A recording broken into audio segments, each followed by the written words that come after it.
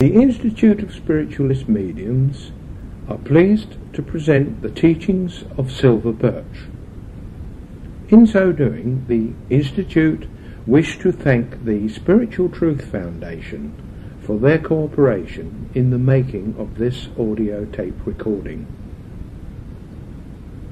Silver Birch was the guide of Maurice Barbanel, whom he spoke through whilst he was in trance.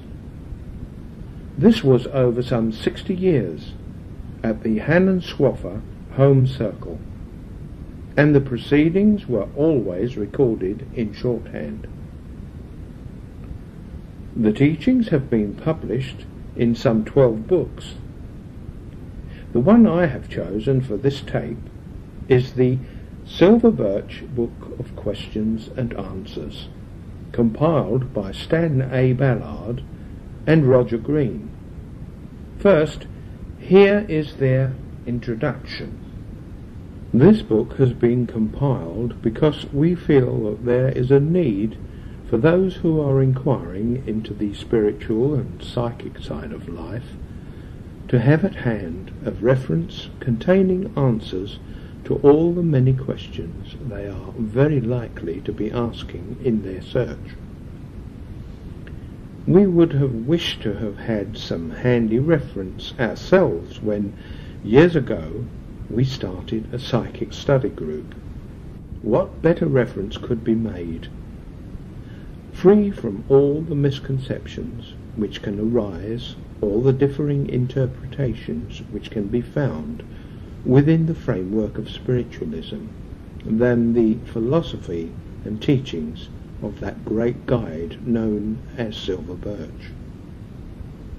The questions and answers, and statements and responses which appear in this book have been extracted from some 12 Silver Birch books which have been published by early 1986. Repetition has been inevitable, since the same questions were asked time and again over many years, and in grouping them under subjects we have tried to keep the original wording with a minimal of editing. We have therefore occasionally included similar questions because Silver Birch's answer to one is more expansive than another, and put together they give a wider view.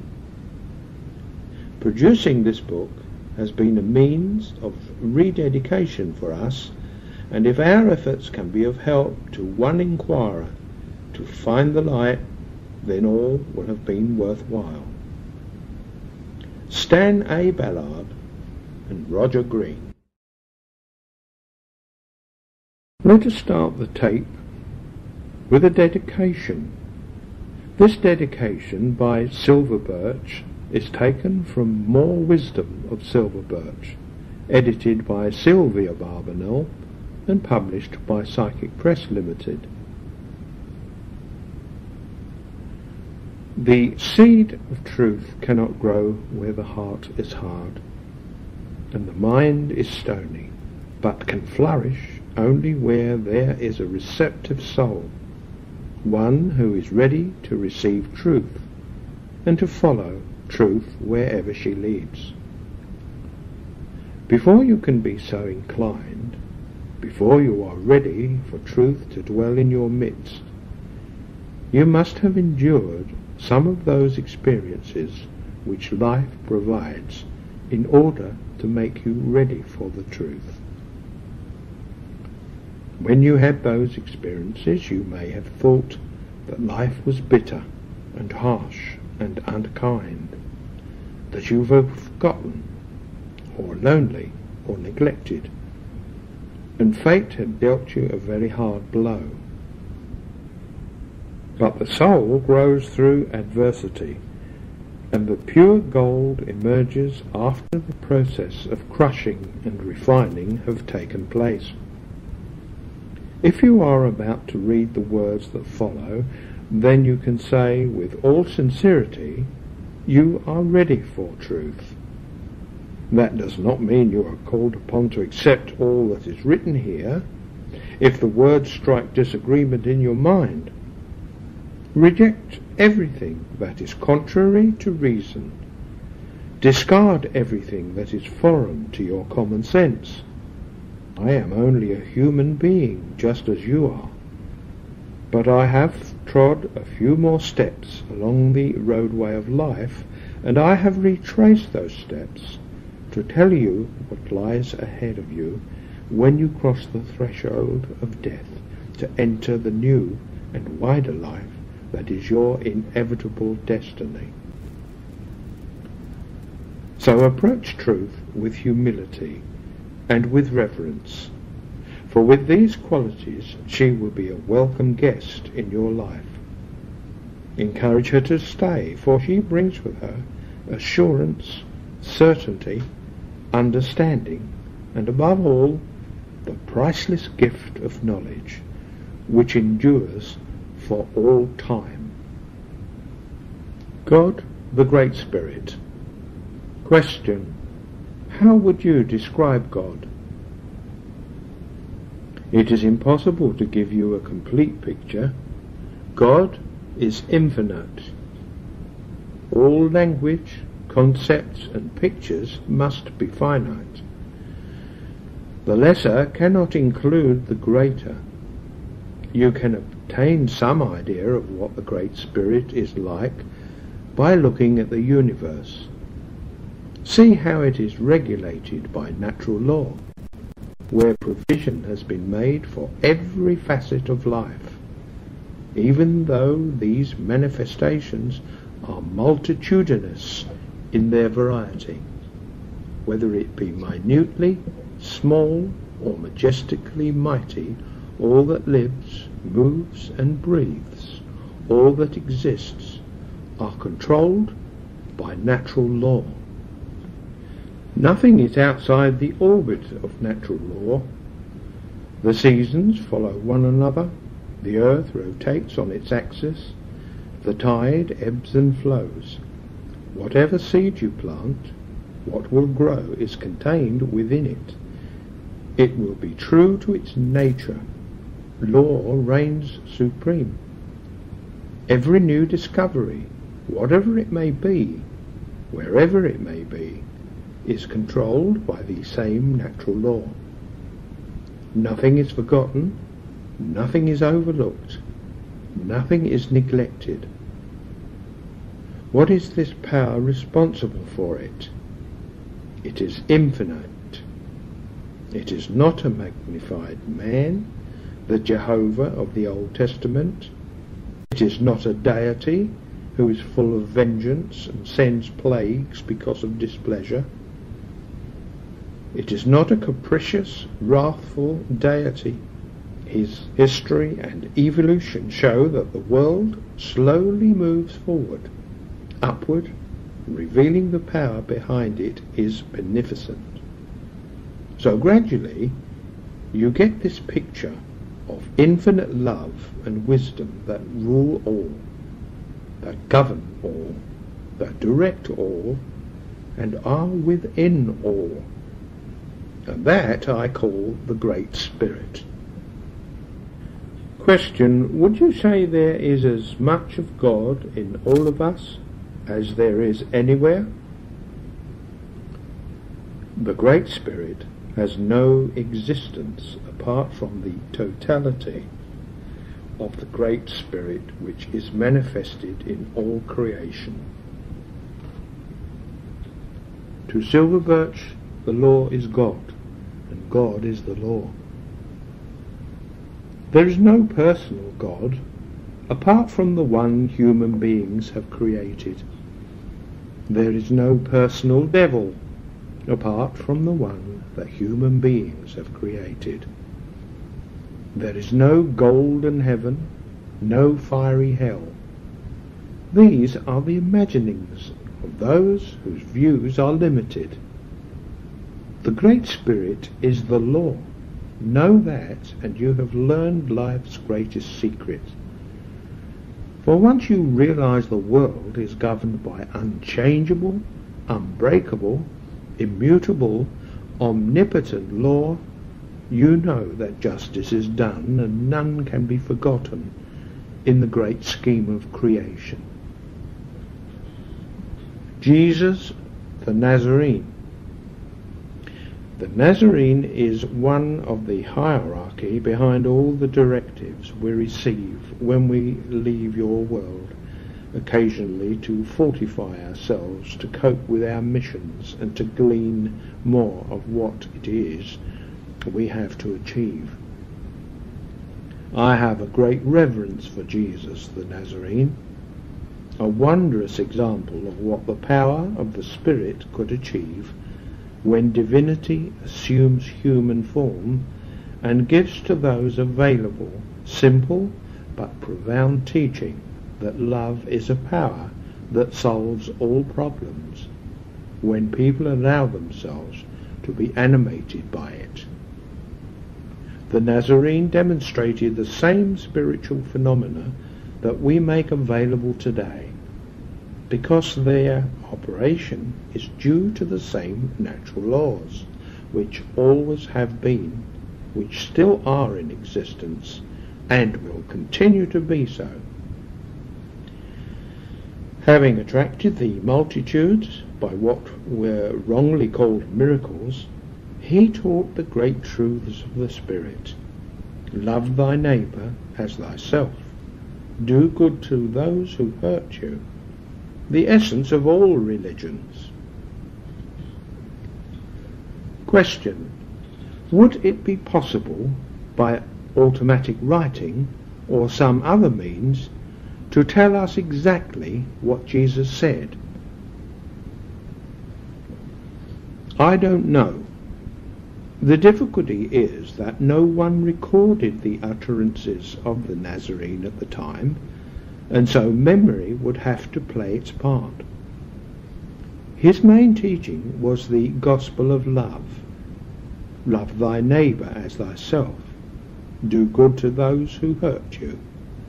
Love is the fulfilling of the law. What else is required to help mankind? Love is the highest expression of the Spirit. Love is what the Great Spirit has to offer. Love is what we offer you.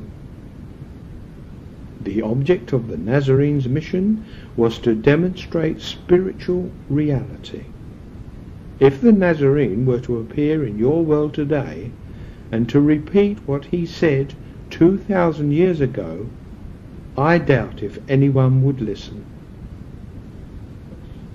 The value of prayer. Question: is it important to pray? That depends on the prayer. The aimless repetition of words merely created ripples in the atmosphere. But those who pray with their hearts and with their souls, seeking in prayer closer unity with the Great Spirit, seeking to make themselves useful instruments for his manifestations, emerge because of prayer stronger and more fitted to be his servants. The act of prayer, the revealing of oneself, the opening of the heart, binds us all together in unity. Question: would you say that prayer precedes a result that is only subjective and not objective? A prayer may make you a finer character, but would it have any external result? True prayer should enable you to equip yourself for service. Prayer is the means by which you attune yourself to higher forces. I do not mean by prayer repeating the words that others have written without a realization of what they mean, but by praying with the soul and the mind, with an earnest desire to reach out to the highest the soul can attain. Then, filled with the inspiration that comes as a result of the prayer, you emerge stronger. Question: is it of any use praying for somebody else? Yes, true prayer is never wasted, for thought has potency. Question: have the prayers of a healer engaged in absent healing any real effect? Yes, I was answering your question as it referred to individual prayer, but it also has universal application. By prayer, you are releasing psychic energy, and this can be used by guides. Question: is it possible through prayer to enlist the help of those in the spirit world when otherwise that help might not be available? If you pray with sincerity, you make yourselves, because of the act of prayer, accessible to higher forces. The mere act of prayer opens up the soul. You must pray with your hearts, souls and minds. Mere requests are not prayers. Prayer, truly understood, is a great spiritual exercise. I can best explain it all by saying that prayer should always be regarded as a means to an end, not the end itself.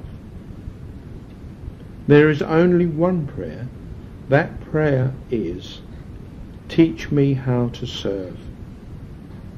There is no greater work, no greater love, no greater religion, no greater philosophy than that you say, I want to serve the Great White Spirit and his children.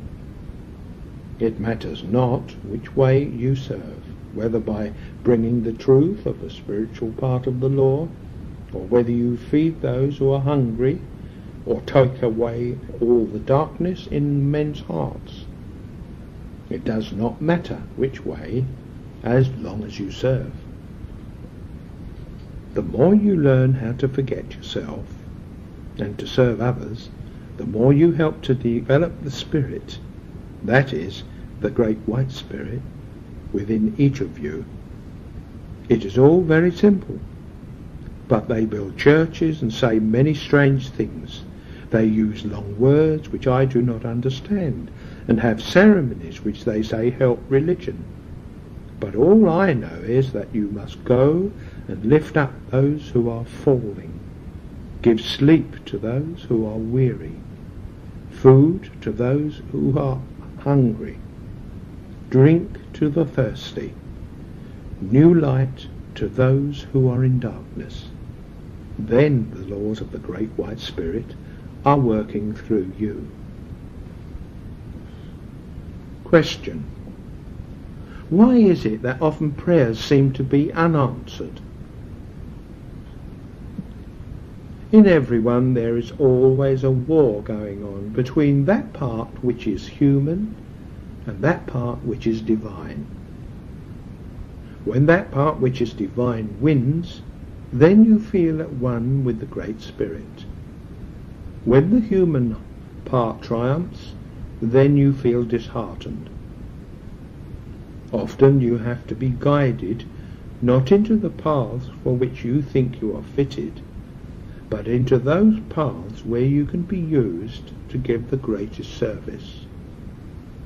Every day and every night there comes to this house a band of spirits.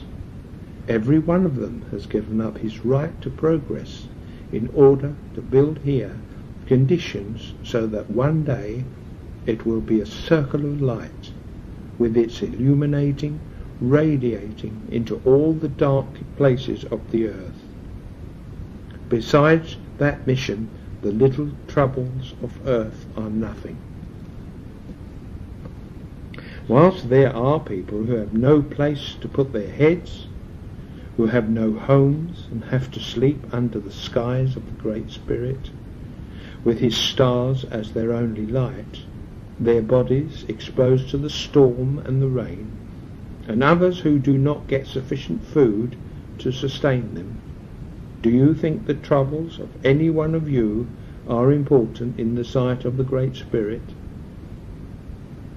I only ask you to remember that you are all helping the plan of the Great Spirit, that great and wondrous design in which each one of you is helping to weave your own little pattern.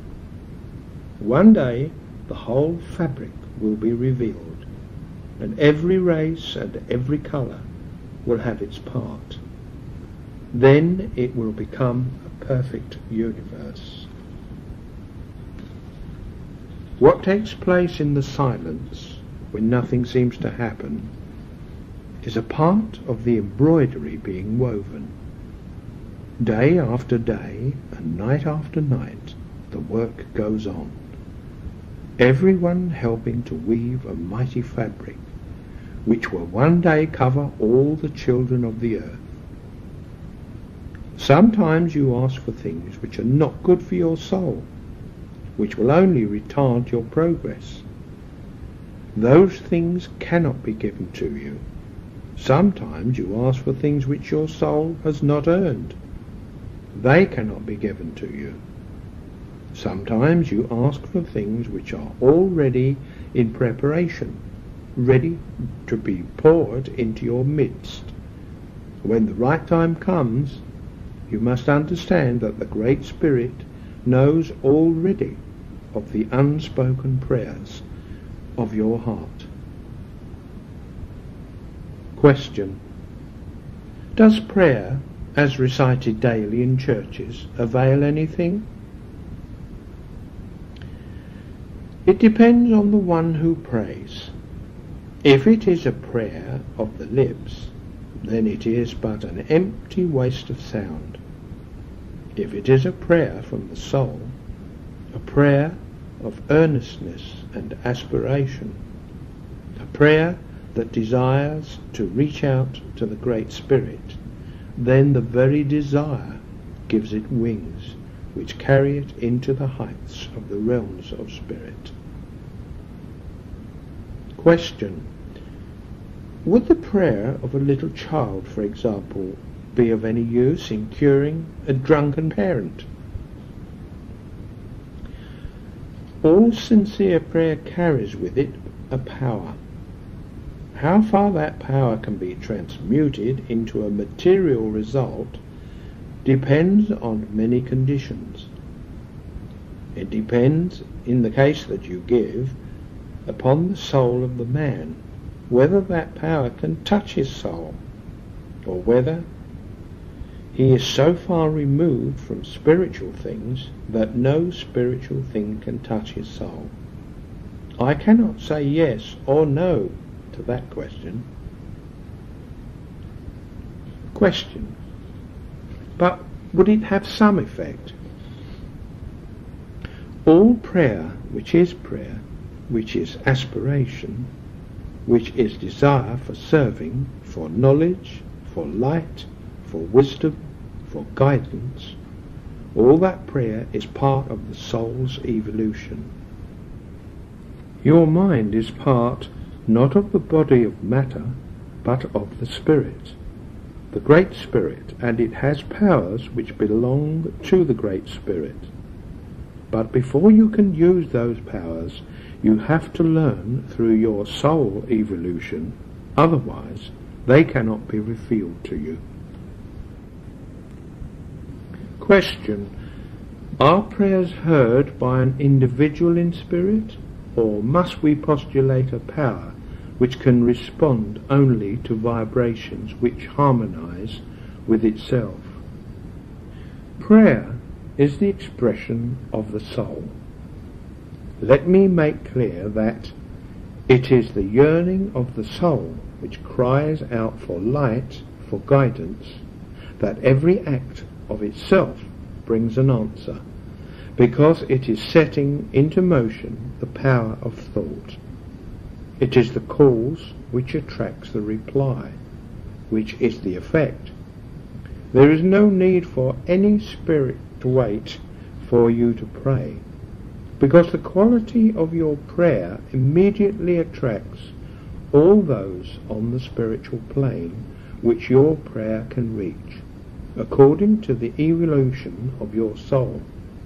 And naturally their power, because they decide to serve your world, adds to the power which you set up. You have set into motion waves of thought which are part of the Spirit. This enables the force of the universe to work in accordance with your evolution. That means that you have made yourself accessible to those forces which can reach you. According to the evolution of the people who pray, it may be necessary for them to fix their minds on some ideal. If that helps the soul, I would not deny it. But the Great Spirit, the laws of life, the natural laws of the universe, these are the things that matter, because the Great Spirit is perfection. The laws of the Great Spirit are perfect. That part of the Great Spirit that is within you is perfection, seeking to express itself. As you allow it to express itself, through prayer, through service, you are allowing the Great Spirit which is within you to express itself. All things, prayer, service, whatever you seek to do that uplifts a soul, help in your evolution. Question: if everything is governed by inexorable law, what is the use of praying to the Great Spirit? For is not prayer a request that the Great Spirit should interfere with the law of his own ordaining on behalf of the one who prays? That is not a prayer as I understand it. Prayer is the desire of the soul to reach out to the Great Spirit. Prayer is the desire to express the Great Spirit, and that act enables the soul to express itself and to reach out to planes which before it could not reach. There is no injustice, there is no favoritism. It is merely that the soul equips itself so that it can express more of the Great Spirit, and thus receive more of the bounty of the Great Spirit. The bounty of the Great Spirit is infinite, and your soul is infinite as you learn to express its infinity. Question: why do we ask God to forgive us our sins? For if the law is broken, does not the penalty follow? Forgiveness does not enable you to make the adjustment, for you must pay the price. But when you pray for forgiveness, you are beginning to put yourself into harmony with the laws of the Great Spirit. For you are beginning to look within yourself and to examine yourself. That is when real progress begins. Question: is it to the natural law that we should pray? No. You pray to the Great Spirit which is within and without. You strive through attunement and aspiration to establish a closer unity with that power. Your prayer should always be a desire for more illumination, knowledge, wisdom, and understanding. And that prayer will always be answered, because the very fact of its petition is helping you to express the inner divinity. Question: sometimes we know that other people in your world are helping in certain things. We do not pray to them. How do they become aware of our request? Sincere prayer finds its target. When you really pray, and I mean pray and not ask for something to be given to you, your prayer finds its target. The unfailing magnetic law of attraction works. You build with your prayer a bridge over which that answer can come. Question: can we speak direct to the Great Spirit? If so, is the Great Spirit within ourselves? You are the Great Spirit. The Great Spirit is you. The difference is not in kind or in essence, but in degree. The Great Spirit is the acme of perfection, for which you will infinitely strive. So the Great Spirit is within and without. When you express qualities of divinity, love, tolerance, mercy, compassion, charity, you are communicating with the Great Spirit, because the Great Spirit is being communicated through you. Question: what about those who don't pray and are in the depths of despair because they don't believe there is a God? Is there no help for them? It doesn't matter if you believe the Great Spirit has no existence. This will not trouble the Great Spirit. Question: but would they get help? Here is someone incapable of prayer or believing, for various reasons, in God, yet he is in terrible trouble and needing help. The ability to receive help does not depend on a belief or disbelief in the Great Spirit. It depends on the stage of mental and spiritual evolution reached. This determines what you will receive because you are fitted to receive it. This is cause and effect, which is the natural law. Question: do you wait until people have invoked God's help before trying to help them? Or do you simply leave them or help them irrespective of whether they have asked for help or not? It is impossible, because of the efficacy of natural law, for anyone or any form of being to be forgotten in the divine scheme. The natural laws are so perfect, but they embrace all. Nothing and nobody is outside them. You cannot be overlooked by the Great Spirit. Your needs are always known. If you pray, you will get the help that is available according to the mental and spiritual stage you have reached at that moment. Question: do days of prayer have any effect in the spirit world? Only insofar as people are of one mind for one little while. True prayer comes involuntarily from the heart. It is not an organized automatic means of addressing the Great Spirit. Question: would there be any point in spiritualists holding a day of prayer?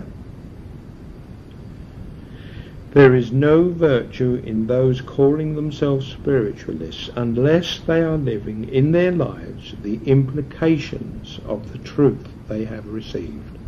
It is not what a man designates himself that matters, it is what he does. Question: is there any answer to prayer? Sometimes, but it depends on the prayer and the motive.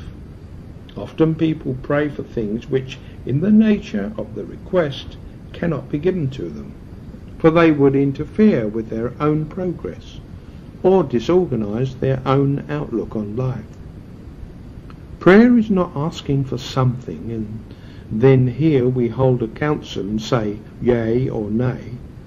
Pray is attuning yourself to the higher realms so that you yourself provide the conditions so that the response can sometimes come. Question: what is the function of prayer? If we draw a distinction between selfish requests and true prayer, Then we will get an understanding of how the true prayer operates. Obviously, selfish requests cannot be called prayers, because they have no real value. No one in realms beyond your earth is interested in purely selfish requests that want more possessions, more money, or more houses. These will not add one iota to your spiritual nature or increase your mental development. But there is the true prayer which brings from the soul, the prayer which in itself is a spiritual exercise, the prayer which desires to obtain a closer fusion with the power that is behind all life. In this kind of prayer you have what is the equivalent to a spiritual introspection.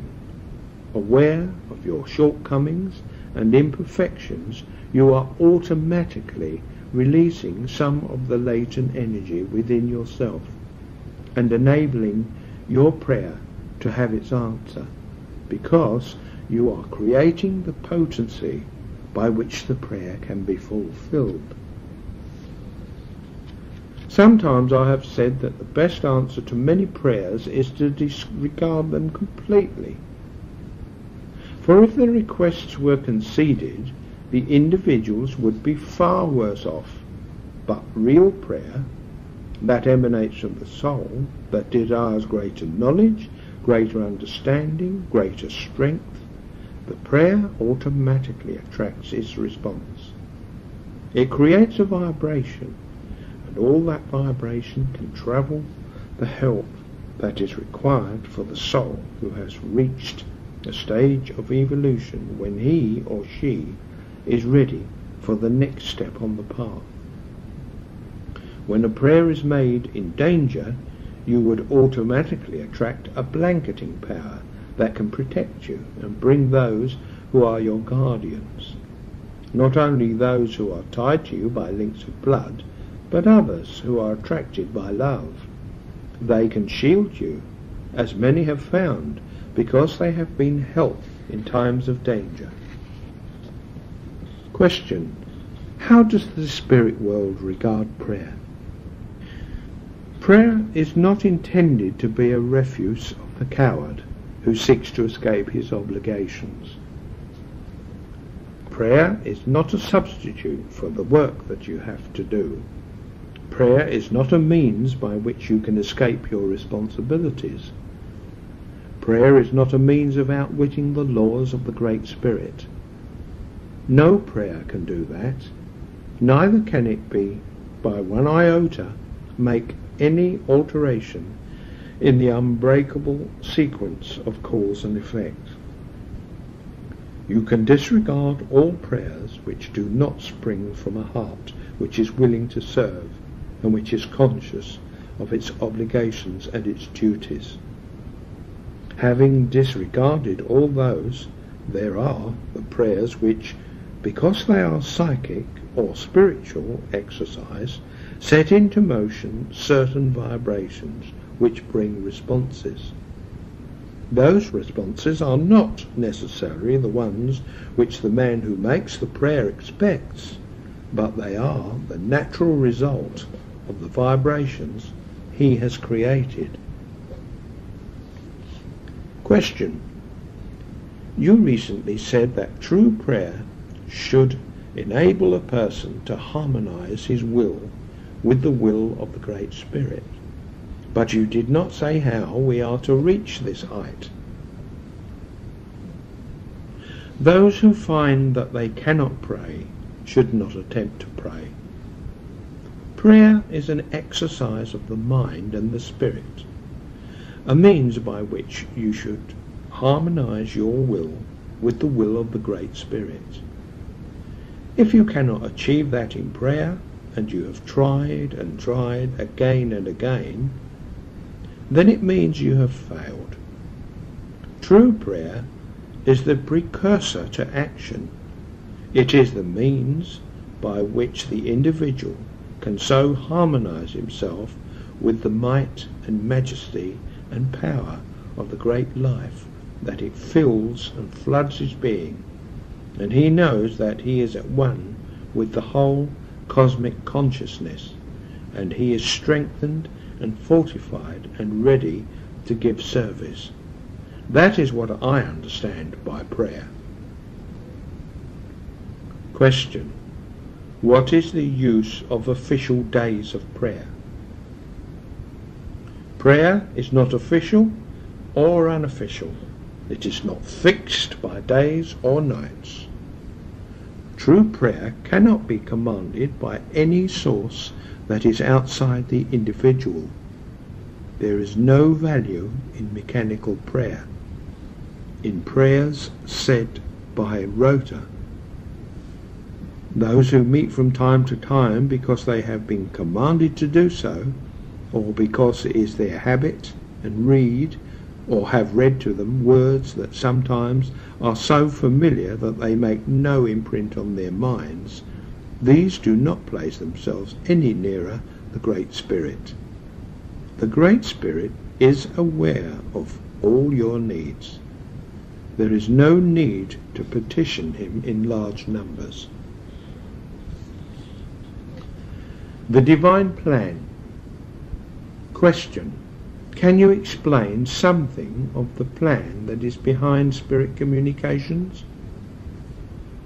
Our work is to give that which has a purpose, a significance, so that while it demonstrates the existence of law, it also enables comfort to be given and knowledge to be spread. Our work is not only to reveal the existence of laws beyond the physical, but to reveal truths of the Spirit. Question: do you consider the maintenance of the British Commonwealth to be advantageous to the world? Yes, because all that which binds people in unity is to be prized. The world must learn to draw closer together, seeking to find those factors of unity in which it can stand together. That is why we are opposed to those who strive for separation. When the soul is liberated, it desires to draw together in harmony all others in the world. Question: why is it that we hear so much about a spirit plan and yet see such little apparent result of it? You do not see the results of a plan because you look at these things with the eyes of matter. You judge progress in relation to your own short span of life.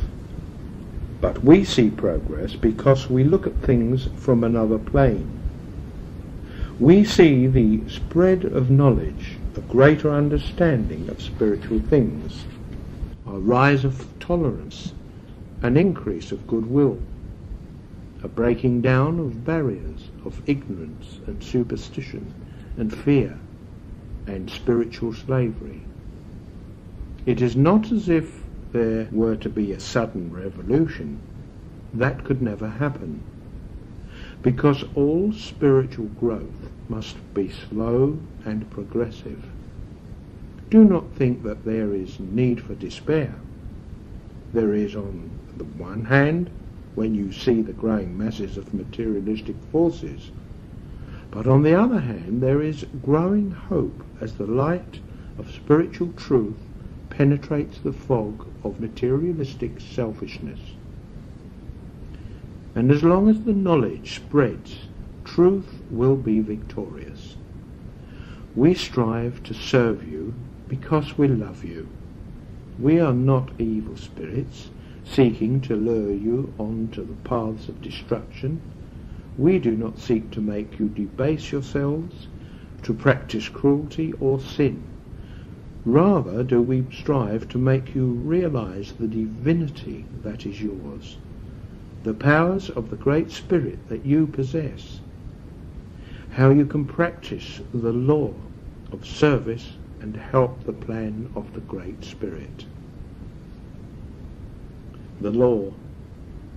Silver Birch stresses that most of our troubles are brought about by the exercise of our own free will. If you are faced with a war, there will be many who will say, "Why doesn't the Great Spirit stop it? Why doesn't the Great Spirit prevent it?" Yet all the time, the people of your world are to blame if they choose to ignore his laws. Do not think that your world can escape the consequences of its actions. We cannot alter the law. What has been sown must be reaped. You have sown selfishness, you must reap the results. Pride, jealousy, envy, greed, malice, distrust, suspicion, all these things, when they fructify, produce a war, distress and discord. Question: is free will limited in the sense that there are definite tendencies of events in relation to individuals? There are tendencies, vibrations, but these are not insuperable. You are surrounded by radiation and influences, much of which can affect your destiny. But the Great Spirit has provided you with part of himself, a part of his spirit which, when your free will is properly used according to your evolution, can enable you to conquer all that stands in the way of the fullest expression of that part of the Great Spirit that is within you. For you are the Great Spirit, and the Great Spirit is you. The seed of the Great Spirit is planted within every human soul, and like the seed which is planted in the earth, if you give it that which makes it grow aright, then the little seed will first shoot up through the earth, and gradually it will bloom until it bursts into the full beauty of the flower. The Great Spirit has planted the seed within you, but you are the gardener, and it depends on your efforts whether and when the fullness of the flower is able to express itself. There is always your free will. If you keep the seed in the darkness and do not give it the light of soul growth, of charity, of service, then the Great Spirit is not being expressed through you. Question: what is the value of suffering? Every experience is part of the pattern of your life. You try to judge eternity by temporal happenings. You see in matter apparent confusion, but you do not realize that a divine thread runs throughout all your lives. Do you think that the latent powers of the soul, infinite in their possibilities of expression, could realize themselves without difficulty and pain, without shadow, without sorrow, and without suffering and misery? Of course not.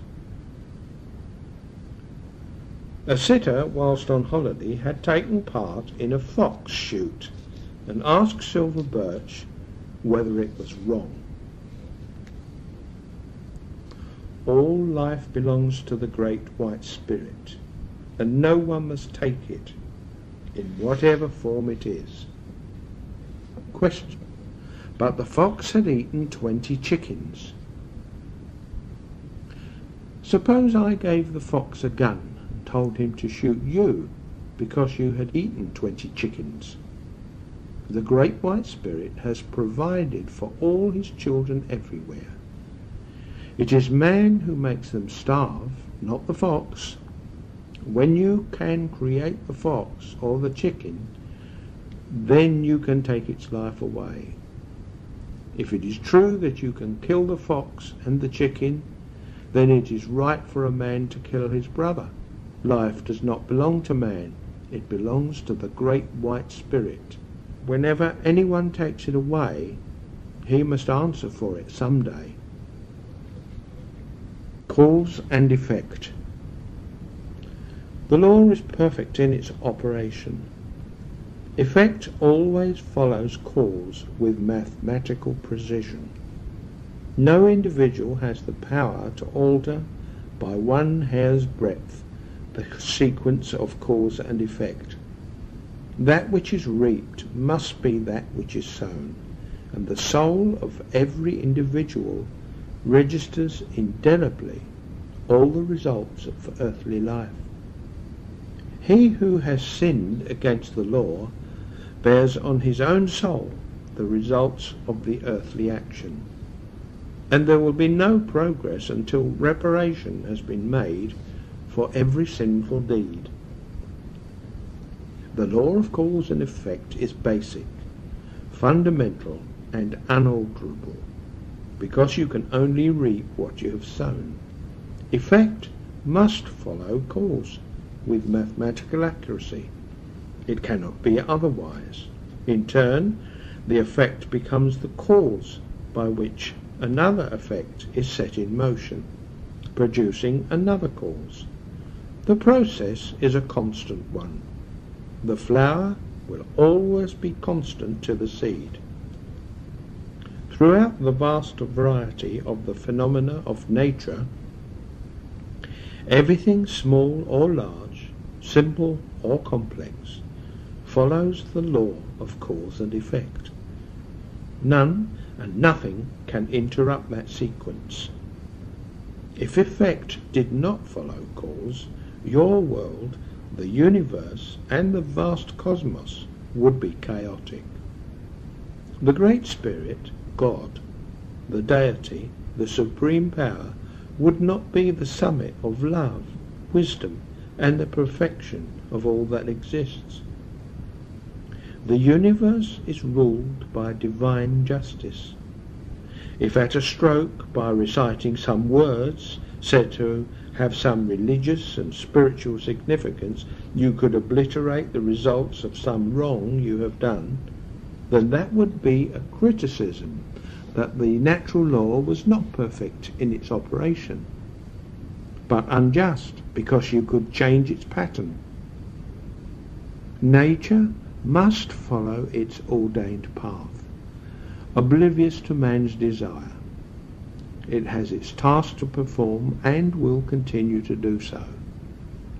When man works in harmony, he reaps the results. Nature can be profligate in the abundance it has to offer to those who work in harmony with it. Whatever good you do, you are the better for it. Whatever selfishness you practice, you are the worse for it. You cannot cheat the natural law. You cannot say on your deathbed that you are sorry for what you have done and automatically obliterate all the effects of the causes you set in motion. Natural law. All law is part of one vast law. All works in harmony, because all is part of the divine plan. The lesson of it is that men and women throughout the whole world of matter must seek their salvation by working it out in their daily lives, and abandon all the false theology which teaches that it is possible to cast onto others the results and responsibilities of your own actions. Man is the gardener of his own soul. The Great Spirit has provided him with all that is necessary for it to grow in wisdom, grace, and beauty.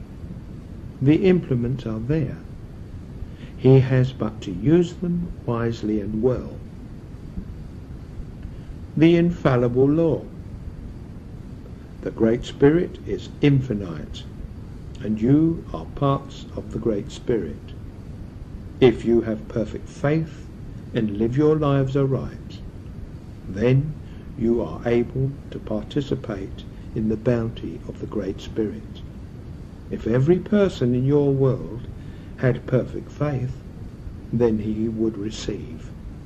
If a person were hungry, yet had perfect faith, then he would receive the answer. That is how the law operates. If you learn to attune yourself to the law, the result must come. If the results do not come, that only proves you are not in tune with the law. Your history books tell you that there have been those from the lowest of the low, the poorest of the poor, who have tried the law, and it has not failed them. You must not point to those who do not try it and ask why it does not work. I will tell you another law. There is nothing you can have in the world of matter without you pay the price. The price of mediumship is increased sensitiveness. You cannot accumulate wealth without paying the price, because if you do that and forget the duties of your own spirit, then you may be rich in the goods of your world, but you will be poor in my world. Question: why do many bad people prosper in health and affairs and good ones suffer? All attempts to judge the perfection of natural law by earthly happenings are a very poor standard of comparison. The earthly life is a very short aspect of a tremendously large life that will continue when the individual has finished with all the affairs of earth. But even apart from that, is the correct appraisal of human happenings to be determined by the outward show? Can human beings look into the heart, into the soul, and into the mind? Can they know the inner life of every individual, the secret thoughts and cares and worries and pains and aches? All that transpires is part of a vast earthly lesson, for every experience is stamped indelibly on the soul, helping it to grow through happiness and pain, through joy and sorrow, through sunshine and storm, through health and sickness. Question: if the lesson for life is to learn love and compassion, why does nature set such a bad example by allowing predators? Nature does not set anyone a bad example. Nature is an expression of the Great Spirit. The Great Spirit is perfect. The laws of the Great Spirit are perfect. Nature, left to its own devices, will always achieve the right balance and harmony. If man lived in harmony with nature, then your world would be a paradise, a kingdom of heaven. There are predators, but that is part of the way nature ensures the survival of the fittest. Yet that is only one aspect of natural law at work. The essence of nature is cooperation. Nature is symbiotic. If you, for example, are a gardener and you prepare your garden and cooperate with nature, the results are beautiful. Man is the predator in your world, the greatest destructive creature that has been known for many millions of years. Question: will you give your interpretation of the laws that regulate all life? We always render our homage and our tribute to the eternal natural laws of the Great Spirit, the laws which never fail, the laws which never err, the laws which take care of every being, no matter how exalted or inferior his state may be. None is neglected, none is overlooked, none is forgotten, none is lonely. There are no people who are outside or beyond the scope of these laws. The mere fact of their existence is due to the operation of natural law. Man's laws may fail, man's laws may change, man's laws may be repealed or superseded as growth and development enlarge his vision, as knowledge dispels ignorance, as changing circumstances demands the provision of new ordinances. But there are no additions to the laws of the Great Spirit. There are no revisions. There are no alterations. All the laws that are in operation today have always been in operation and always will be in operation. They are constant and immutable. Spirit laws. Question: do spirit laws work in the same way in your world as they do in this? No, they do not work in the same way, because ours is a graded life in which the people who have reached the same stage of evolution occupy the same plane of existence. Thus, they do not have the comparison of Earth, where you have on one plane contrasting experiences. In our world, everyone is on the plane to which they have evolved. We cannot have an undeveloped and a highly developed soul in the same sphere of existence. On one surface in your world you meet day by day people of differing mental and spiritual attainment. But that is not so in our world, unless we choose to indulge in missionary work and go, comparatively speaking, to lower spheres. Otherwise we meet with our own spiritual equals. When we have evolved, we go on to the next spiritual level. Thus there is not in one sphere the comparisons of existence. In any case, we have no darkness and light. We have no shadows. Those who have reached the attainment where they live in the light of the Spirit have the understanding of what the light is. Otherwise they could not be there. Those who have not attained that stage are still in the astral belt, where they have the illusion of light and dark. As you unfold greater still, you do not require that comparison. You will have a truer understanding of realities and will know the face of truth for what it is. When you can get the wholeness of a flower revealed to you, because you have the spiritual gaze, that gives an appreciation of floral beauty you could not have in your world, because we see the inside and the outside of everything that exists. There is an infinite variation of colour that you do not have in your world. There are varieties of hues, and there is spiritual depth, which is the reality of substance that cannot be understood with material perception. We are not subject to the gravitational pull of Earth, and there is eternal light for us.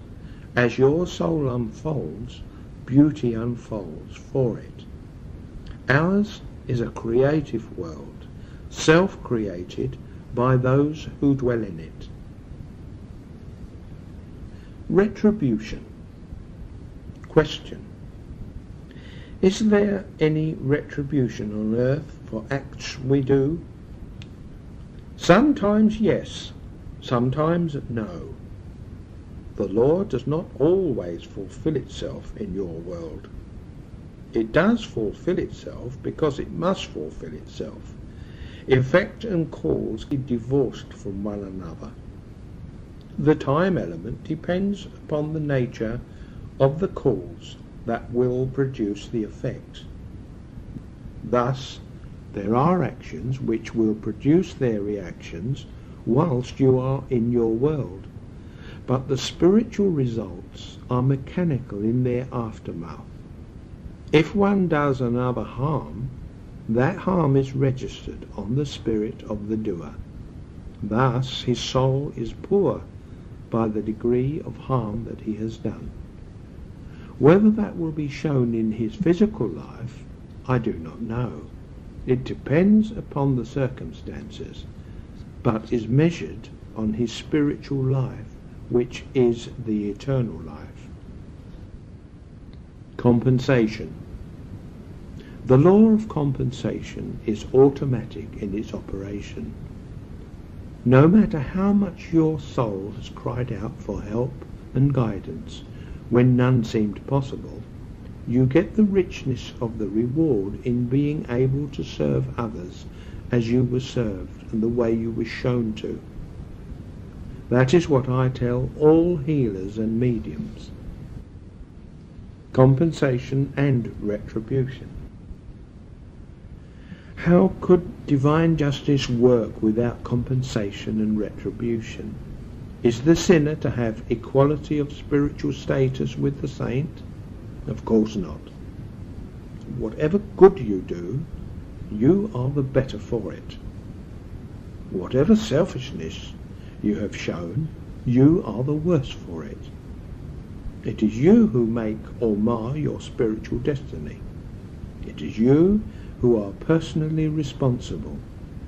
If on your deathbed you could repent, and by doing so automatically get rid of all imperfections, that result from sins committed, that would be a mockery and a travesty. Question.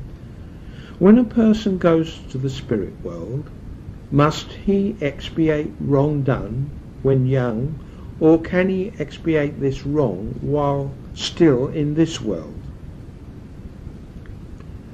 All is governed by circumstance. Whatever wrong you have done, you must expiate it. That is an unalterable law, for the soul cannot progress until you have expunged that blot upon it. It does not matter when the wrong was done, in youth, in adult life, in old age. You must put it right to the best of your ability. When you have done so, or tried to do so, as honestly as you can, you have set in motion another expression of your own soul that cancels the wrong you have done. The law is as simple as that. It is easier if you write, or try to write, an early wrong whilst you are still on earth, manifesting it through a physical body. This is the place where the act was committed. This is the place where it is easiest for it to be put right. The longer you delay, the worse it becomes, and the effect is to impede your own spiritual growth. Where there is an honest attempt to right a wrong, you call to your aid those who love you. For any effort in the right direction immediately has the backing of those who desire to see you live your life as it should be lived. Spirit and soul, difference between. The trouble is semantics, the language of trying to find words that are incapable of explaining the totality of something that is beyond language. Words like soul and spirit are a case in point. You have to define your terms as to what you mean by them. Let us take, for the sake of simple definition, refer to the soul as that portion or particle, that divinity, which comes from the Great Spirit, the infinite Spirit. The Spirit is the vehicle of the soul. It will function much more freely once it has separated from the physical body. This is composed of matter. It imposes restrictions on what the Spirit can express on earth. So you are souls with spirits expressing yourself through physical bodies. The personality is that aspect which can be manifested only while you are on earth. It is only an infinitesimal part of the individuality which is the real self. This is because it has no means of fullness of expression while it is cloaked by the physical body. One soul. Question: are we all part of the same soul? That is very difficult. This is the old trouble when you have to define the words you use. We are all parts of the same spirit, because spirit is the substance of all life. Soul, for the purpose of strict definition, is individual spirit. So in these terms, all life is one. But spirit, being infinite, has an infinite variety of manifestations.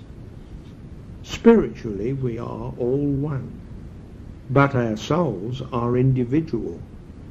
In your world, people group together. They combine for specific labour or service. In our world, there are groupings to achieve functions which are part of the plan. Some of these groupings are not so intact. It is very hard to find words for spiritual conditions as others.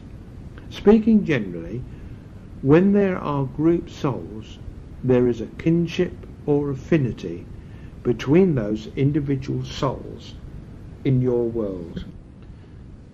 Spiritual ambitions versus the materialistic world. How to balance them? A similar sort of question was put to the Nazarene. He replied to the effect, "Render unto Caesar the things which are Caesar's, and render unto God the things that are God's." Spirit truths. Question: in the New Testament, the Nazarene said you cannot put new wine into old bottles. How does that link up with what you have been saying? You cannot put new wine into old bottles. What you can do is put old wine into new bottles. You cannot compel the power of the Spirit so that it can be fitted into predetermined beliefs. You cannot make spirit truths fit your pattern of belief. You must reject at any time any belief, any doctrine, any form of words, however ancient, that you know are untrue. Question: is it possible to give some new truth? There is no new truth. Truth is truth. Truth is constant and eternal. You can add to wisdom, you can add to knowledge, but you cannot bring new truth.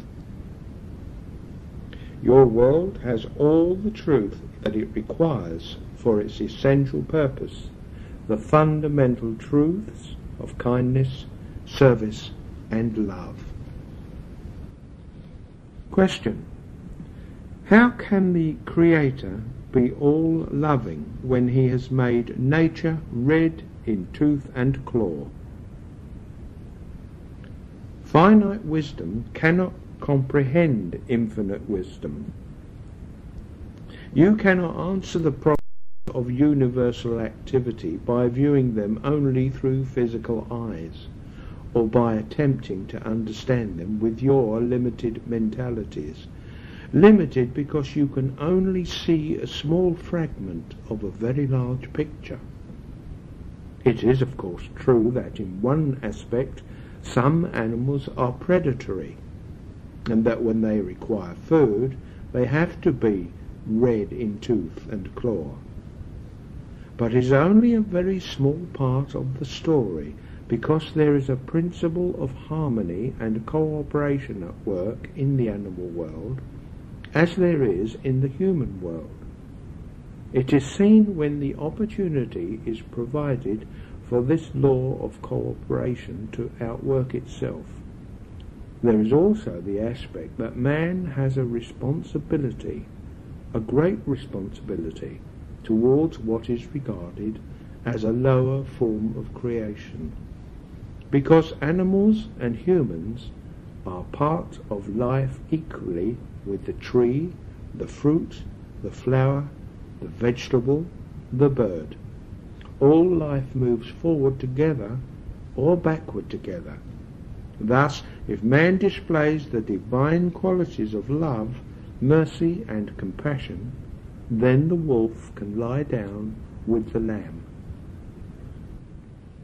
Spirit world, location of. Question.